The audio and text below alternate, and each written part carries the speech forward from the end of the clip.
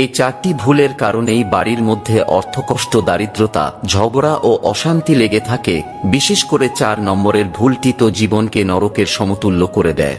কি সেই ভুল, সেটা জানার আগে মাতা লক্ষ্মীকে আপনার বাড়িতে আমন্ত্রণ জানাতে এবং মায়ের বিশেষ কৃপাদৃষ্টি লাভ করতে লাইক করে কমেন্টে জয় মা লক্ষ্মী লিখুন।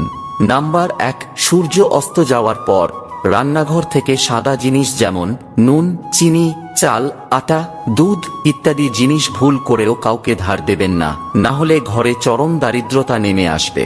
নাম্বার 2, আপনার স্ত্রীর গয়না বা জমানো টাকা ভুল করেও কখনো অন্য কাউকে ধার হিসেবে দেবেন না, এতে মা লক্ষ্মী অপমানিত হন।